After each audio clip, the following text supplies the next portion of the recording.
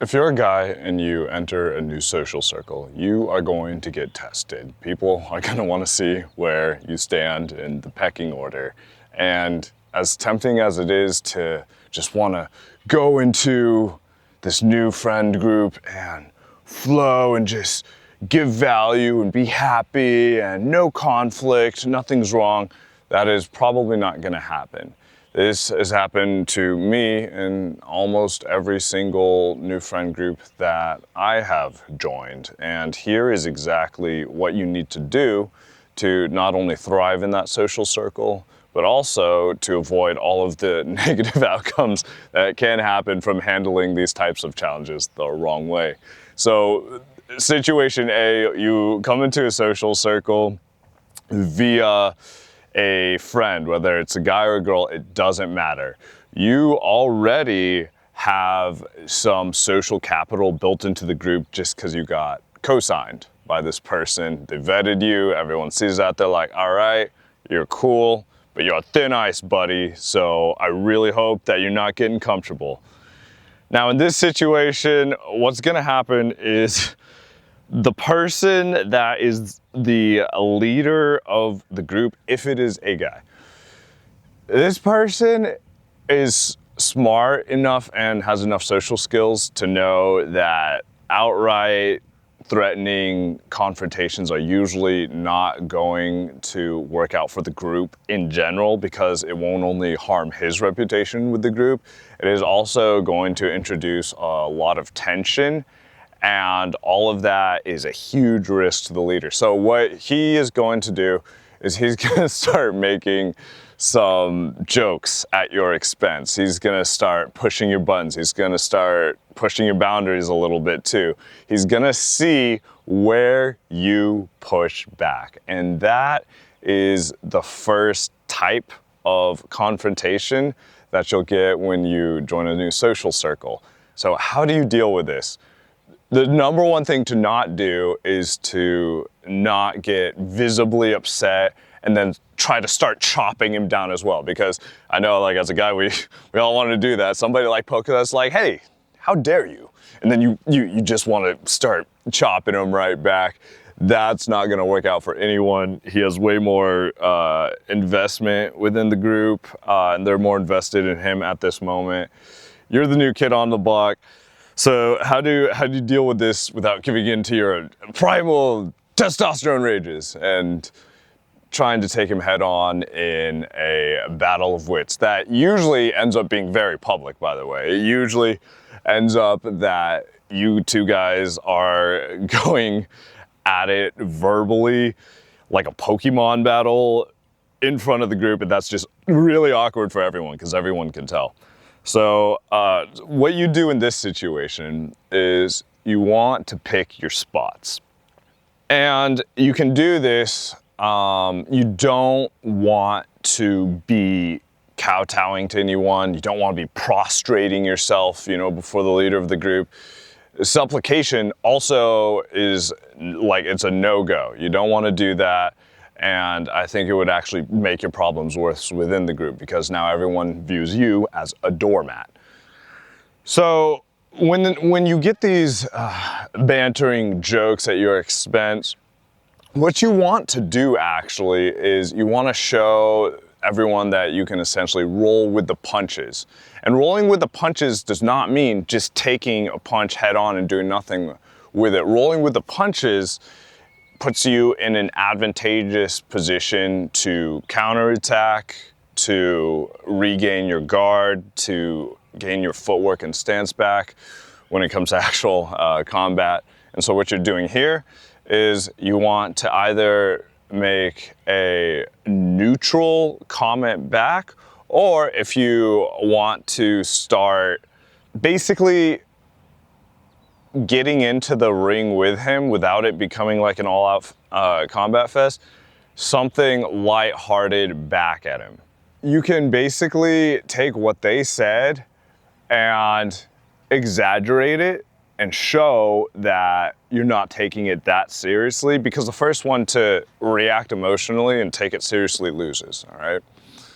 before I get into examples, I want to break down what these barbs are. So usually they're not going to insult you right to your face. They're not going to say something like, you are ugly and your mom smells of elderberries. They're not going to say that usually. What they will do is they will imply that you are in a bad light, a bad situation, bad intentions, bad situation in general. And they're baiting out your insecurities. There's really no way to talk about this without giving very specific examples. So I'm gonna give the example and then break down the principles behind it. So I showed up to a Christmas party one time, and this was a new group I had gotten into because I made friends with one of the girls of the group. I showed up with my, Santa hat and ugly Christmas sweater. It was a Christmas party. This dude, I think his very first words to me were, "Oh, so you're gonna be Santa's little helper." So you write that down on paper. That's not an insult, but it implies that you are secondary to him, that he is like the important person, and that you are basically this small, little, ineffectual elf helper person, right? And so in that moment, there's that knee-jerk reaction like, hey, I didn't do anything to deserve that. What are you doing right now? How dare you? But at the time, I had actually, improved some of my self-control. So instead, what I said was just, that's it. This guy, That's a neutral response. And it's rolling with the punches. It shows that you're not taking it seriously. It shows that you are not a person that is going to be rocked by illogical comments, jokes, and banter. And it shows that you also have decent social intelligence. So that is like a neutral answer.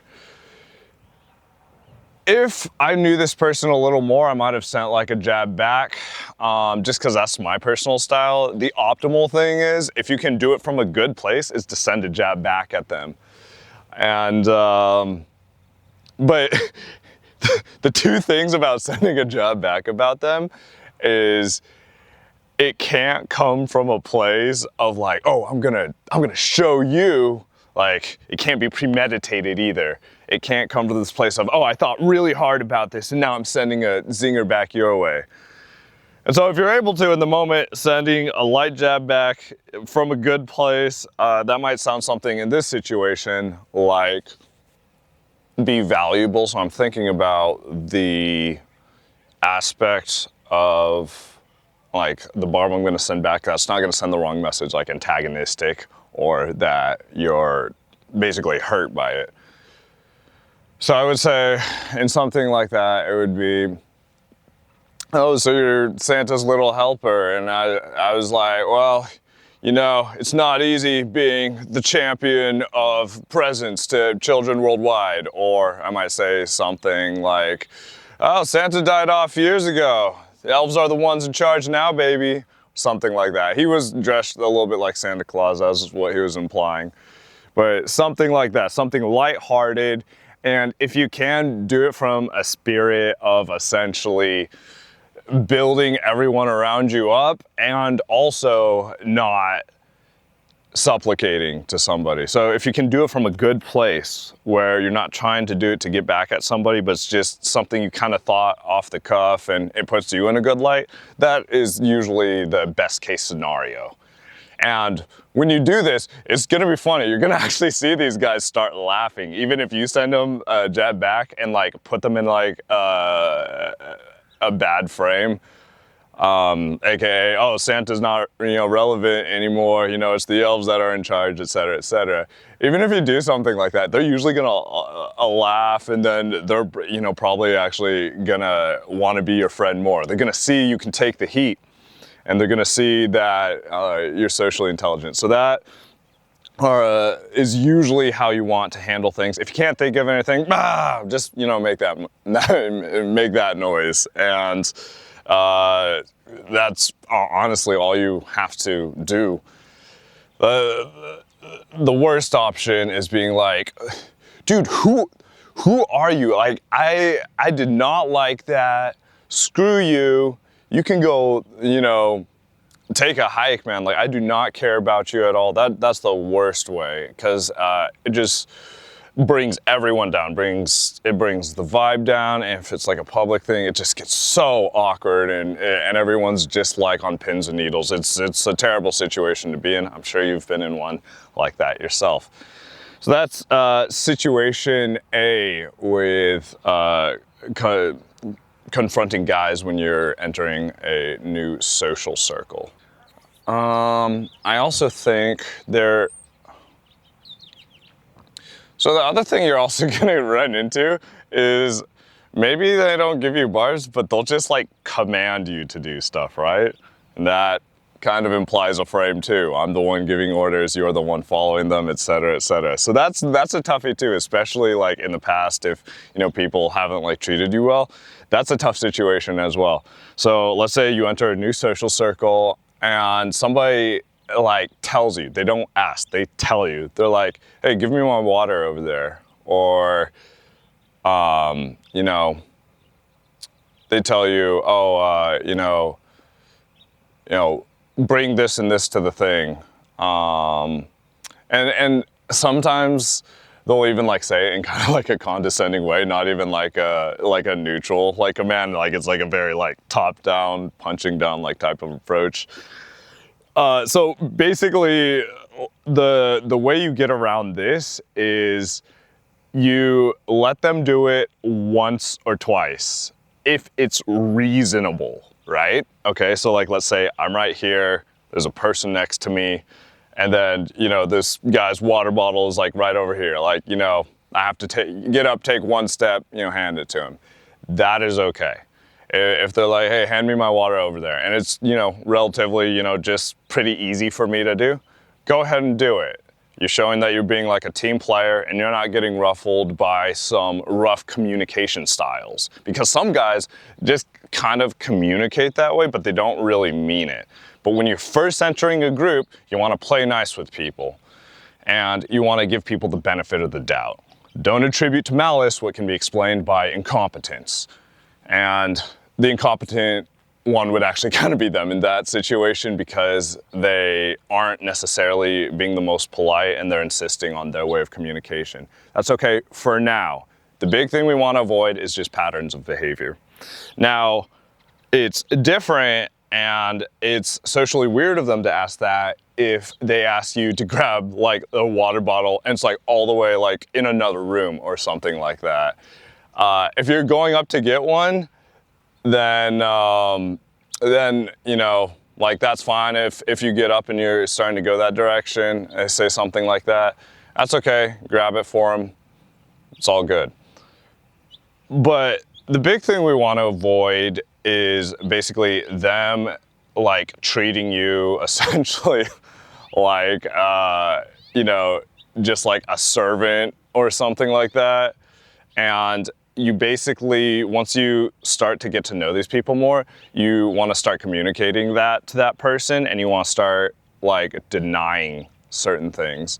And they'll get the message pretty quick. So let's say, I got, the water bottle for him, like once or twice. If he tells me to do it like a third time or something like that, you can just say, man, I think you can grab that yourself. And then just don't do it. Just sit there. Usually it will almost never come to this, but there's a couple people that just don't really pick up on like social cues that well. And if they get mad at that, that's fine. But you drew your line, you drew your boundary, you were cool, you did it the first one or two times, you're good. And people are gonna recognize that it is like socially weird to keep like commanding friends like that, because really friends don't command other friends. We were just taking like the high road essentially and giving them space and allowing them the benefit of the doubt. All right, the final part of confronting guys in new social circles is when they try to make you look bad in front of girls because maybe they want the attention, they want the time, and they want to just dominate the conversation. This one usually happens a lot later when you join a social circle. It's usually not gonna happen like the first like 1 or 2 times. This usually happens down the road, especially if your group is privy to going out a lot, is, you know, active in, you know, nightlife, party scene, whatever, where you're basically running into, you know, lots of, you know, other girls essentially. And this one's tough because by this time, there's already been rapport established. There has already been a general, you know, olive branch that, you know, they've, you know, extended to you. And now you guys, you know, maybe you're not like buddy, but you're cool, you know, when you show up to the same Friendsgiving or Friendsmas or whatever. In general, you're just like chill with each other, even though you might not be each other's, you know, favorite people. Hell, you know, maybe it worked out and you guys even, you know, have started to enjoy each other's company. But something happens when girls come around that are attractive, and some guys will just flip a switch and they will start trying to kind of like cut your legs out from under you. Okay, this one's pretty tough. So the core of it is, if it happens, you know, once or twice, and they recognize it and apologize for it, when you bring it up to them in a... So finally, my memory card got full right at the end there, so I'm not sure which part I'm picking back up off of. But essentially, the whole idea is that you have a conversation about like the undesirable comments or behavior that like your friend or acquaintance within the group is making. If they recognize it and like apologize, all good. If it keeps being like a repeated behavior, then you either gotta cut the group if this person has too much support and they're okay with him doing this sort of behavior in front of everybody, or you gotta start making space between him and the people you actually like in the group. You don't want to be like fighting with him like every time, so you have to start doing events without him. You have to start going out without him. And so if this behavior keeps on happening, now you have 2 options. You basically either have to cut the group if they are supportive of this behavior and it's happening in front of other people time and time again, or what you have to do is you have to stonewall them. Basically give them the cold shoulder, the silent treatment whenever they say anything about you in front of strangers that is not a good thing. And people are smart. People can tell when somebody is being dumb or socially weird or trying to take somebody else down. And you are actually going to be the shining paragon just for not responding to that and not accepting or engaging with that sort of negative behavior towards you. Eventually that person is going to get it and stop, or they won't, and that's actually gonna start getting people to like you more and want to be around him less. You're not gonna encounter this one super often, but I would definitely say if you're in like a very outgoing group that is constantly meeting new people, you can definitely run into this person. So those are the 3 most common situations, I would say, for confronting other guys when you join a new social circle, usually as a guy. And I would say that the general gist is give somebody the benefit, the general gist of it is give somebody the benefit of the doubt the first 1 or 2 times. If it keeps happening, then eventually you want to confront that behavior. If they don't own up to it, or it's just you guys aren't tight enough to a point where confrontation is actually beneficial, then you need to stonewall the person and just not engage with any behavior that you don't want to. More details, personal stories, anything I missed, let me know. Hope you guys got something from this, and I'll catch you in the next one.